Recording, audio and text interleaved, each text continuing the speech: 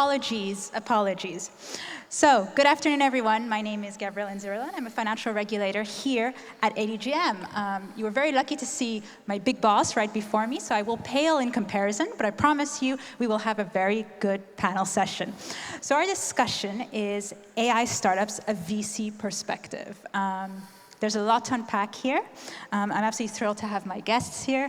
So obviously we have special welcome to Sarah Al-Saleh from Outliers VC. Hello. Hi, Gabi. We have Sandeep Bakshi from Prosus Ventures and John Abbott from Bullpen, incubated by Emerge9. Now, I'm going to ask each and every one of my panelists to just quickly introduce themselves. For the VCs here, I'd like you to tell us a little bit about what you're investing in, ticket size, geography, et cetera, so we know exactly your perspective. And then obviously, for John, tell us a little bit about Bullpen and what you're up to. Amazing. It's very good to be here and good to see everyone. So my name is Sarah Saleh. I'm a GP at Outliers Venture Capital. We're an early stage venture capital firm with investments in Saudi, the UAE, Egypt, but we cover all of MENA. And yeah, that's what we do. I'm Sandeep Bakshi. I look after European and US investments for Prosus Ventures. Prosus, we're the largest listed tech company in Europe. We've got about a $100 billion market cap. We're global investors. We invest checks as small as $1 million to as large as a couple $100 million. Sweet spot for us is 10 to 50. And we also have presence here in the region, and it's great to be back here. Thanks. John? Yes, thank you. My name is John Abbott. I'm the CEO and co-founder of Emerge9. Emerge9 is a private equity marketplace, and we started building some internal AI tools to facilitate due diligence and investment report drafting. And we then decided to offer those tools to third parties under the Bullpen brand. Very nice. Thank you. So I'm going to kick this off, and we don't have much time, but very quickly to talk a little bit about are you guys, from the VC perspective, are you investing in AI startups? Yes, no, is it a focus, a big focus, not a focus at all? I can start. So for us, we cover MENA, and I think AI is emerging globally, but in MENA specifically as well. The question of whether we invest in AI companies, I would say every company is or can be an AI company, so maybe. You sound like, the banks that say, oh, we're not banks, we're fintechs really, just really old fintechs. I'm just teasing you. Yeah, so the way that we think about the world is, and it's interesting, so we invest in AI native companies, we invest in generative AI companies, but also to Sarah's point. What do you mean by AI native? Companies that basically are built on some sort of core infrastructure, right? So there are companies that, and this goes to something that I think we were chatting about backstage, where there are some companies that are built on top of some of the existing models. That's not an AI native company from my perspective. And there are some that have their own kind of proprietary data that we also invest in. I think anybody in the tech world is trying to figure out in some way, shape, or form what they should be doing with some of the technology that's out there, and therefore it is touching every aspect of the companies that we work with. I mean, just stay with me for this, but do you see a difference in valuation between AI native companies versus AI leveraging companies? Or is it all chaos at the point?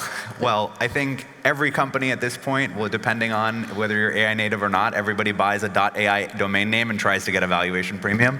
So that's kind of what we're seeing. Respect the hustle. Yeah, 100%. John, would love to get your perspective on this because you're not investing in firms. This is not your domain at all. But you obviously spun out, had a wonderful tool that worked very, very well for Emerge9, right? And then you went and you got capital to invest and build on it. Can you tell us how you got additional investors to, buy into this AI product? Yeah, I mean, I think we had the benefit that we had a working product operating at scale with large institutions. So sort of proven. I think one of the challenges for a lot of the AI startups is that it's all relatively new. You're building, at least we're an AI app, and we build on top of existing LLMs. But for companies in our segment, the challenge is always how do you build something that's useful, that's incremental to what you might get in an LLM. So a lot of the stuff out there is, what we'd call sort of vaporware. So our benefit was we have a sort of real tool that's useful, that's proven, and so that for us was a big advantage. Does your domain name have .ai in it? No, we don't. We just call ourselves Bullpen, although the domain name does have .ai because that's what we were able to buy. Okay. Yeah. As expected, but I mean, if that's what you're doing, you gotta flaunt it, right? You gotta flaunt it. Sarah, let's go back to you because you've done tremendous amounts of investing in the MENA region. I know you're not actively targeting AI firms, but your portfolio companies have been leveraging them tremendously. Can you tell us a little bit about what you're seeing? Yeah, I think we had a quick conversation on this. I think what's super exciting for me as an investor that looks into MENA companies is every one of our companies took a step back and looked at how AI can potentially make the company more efficient. From my perspective, we always talk about how talent is super difficult to find in this region. The thing that excites me the most is a lot of our companies now can do with one engineer what they could have done with 10 engineers with using the right tools and the right resources, specifically using AI. From my perspective as an investor as well, we also leverage those technologies internally in terms of like search, due diligence, even making our processes better. So definitely seeing a lot of changes here. And to Sandeep's point, I think most companies now put in an AI spin on what they do and kind of frame it as an AI company, but the best founders really see it as how can they take that technology and make the company better, more efficient, maybe without inflating the valuation too much, and better for the shareholders. Sarah, you do value creation as well with your firms, right? Right. Do they ever come to you and ask, should we be looking at AI and what should we be doing with it? Or is there some sort of mentorship aspect that's necessary? So that's a great point. We actually have 2 venture partners, and both venture partners' backgrounds are in AI. So Jay Al-Ammar has been a venture partner for a couple of years now. He's a director at Cohere, one of the leading AI companies. And the way that we kind of approach value creation from an AI standpoint is we give them the right network. We had a summit a couple of weeks ago where multiple conversations on AI happened. I guess the way to approach this is not to kind of package it as a one product thing, but rather curate those mentorship and advice sessions with those experts on a company basis. Okay, very good.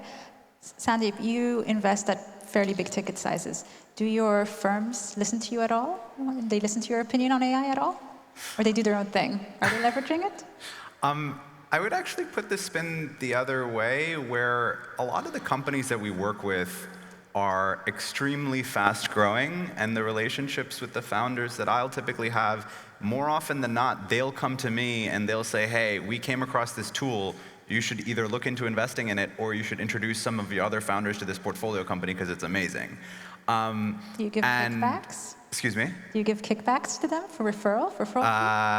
No, it's all about being a good partner. It's ultimately what we try not to do is try and establish a tit-for-tat relationship. These are long-term partnerships that we have with founders, and that's ultimately the folks that we try and work with. It just works. The quality of a good relationship. Well, like it shows that you have trust, and also it shows that when you build a community, your portfolio is also your best, I guess, marketable tool in a way, right? It's always that your portfolio talks on your behalf. Did you want to say, were you finished? I don't think you were finished. No, that's basically how we think about when we are coming across, one thing that we will do when we find companies that are interesting, that have an interesting tool from an investment perspective, is we'll also introduce them to our portfolio companies. That's one of the things that they're typically looking for. But we just facilitate introductions, and the best endorsement that I can get for a company is a delighted customer. And that's, for the most part, what we're looking for. Yeah. That's good. I like that word, delight, because it's true. If you have a delightful experience, it really does stay in your mind. John, going back to you, because obviously you're supporting financial institutions with their reporting. You're making things so much easier, so much faster. Can you tell us a little bit about the use cases, how you support these firms? Well, I think the first use case was on Emerge9, obviously. We work on syndications. There's relatively short periods of time and lots of material to be reviewed on our deals. So we decided to build the initial tool to automate our investment reports. We were finding that we would spend on average 5 to 10 hours to write a 6 to 8 page memo. And with the use of our tool, we got that down to first draft about 3-4 minutes, and final draft client ready in 30 minutes. And then we added some diligence tools to allow people to query and get really real-time answers to any questions. Literally, our deals involve thousands of pages of diligence materials. And the realization that we thought it decided it made sense to offer this to third parties was based on a conversation we had with an RIA we work with. And the RIA said, well, look, we're not really interested in the private equity deals you offer, but we're looking at investing in one of 11 infrastructure funds. Could your AI give me a quick sort of synopsis of the 11 funds, and could the AI then write an IC memo for me? And we said, well, it could do that potentially. And we started having a lot of similar conversations. That's when we decided to offer it to third parties. Very nice. It worked out really well. It was like a success story that really grew very quickly. So far, yeah. Okay, wonderful. Touch on wood. Yeah. I think I just want to, because obviously we are here in Abu Dhabi, and Abu Dhabi has done a tremendous amount of work on, artificial intelligence, done an incredible amount of government, funding to firms doing AI, institutions, research. Obviously, there is a different way of, looking at AI depending which geography you are, which jurisdictions are looking at it. And it is nonetheless a technology that's become of national importance, of sovereignty in a way, with many, many government, funding, grants, loans that are being, funneled into it and channeled into it. Could you tell us a little bit from your respective geographies, what an investor, or of course you, John, from the other perspective, you would say, would need to know about this influx of public money coming in? What do they need to, as an investor, as a private person, how do you keep that in mind if you do want to invest in these sort of startups or interact with them? Who wants to go? Do we want to do US first? Yeah, sure. I'm happy to start. So let me decouple a couple of geos. Let's talk about Europe and the US. And going back to one of the things that I said earlier when it comes to AI native, the reality is that there's a lot of money that's being pumped into a lot of these businesses, but the one key thing that is truly the difference maker for these companies is data. Now, if we look at the LLMs that are out there, most of them have been trained on the same sources. So for you to try and go out and compete against them is pretty difficult. However, one of the things that we've seen in Europe is that they're sitting on pretty large data sources. The UK sits on one of the largest data sources of public health through the NHS. Denmark is similar. If you can provide a good regulatory framework and also provide access to some smart people to actually leverage that information, that's how you can build something that is truly a difference maker, that is different from some of what the incumbents are offering. Of course, capital helps. Of course, it's important to have talent, but having access to information, the one thing that's also very important in Europe is there's a regulatory framework, there's GDPR, there are privacy considerations. All of those things make a very big difference because they know that once they're exporting their technology, at least some of the companies that I sit on the board of a company called Cordy, which is a medical scribe for doctors and administrators in healthcare to transcribe doctor-patient interactions. That's some of the most sensitive information that could be out there. The company started in Denmark, right? Then they went to the UK. They have proprietary information that they've built on top of. It's an AI native company. So when we think about geos, of course, the West Coast, the US continues to lead in a lot of the cutting edge innovation out there, but we are seeing AI native companies coming from all different parts of the world.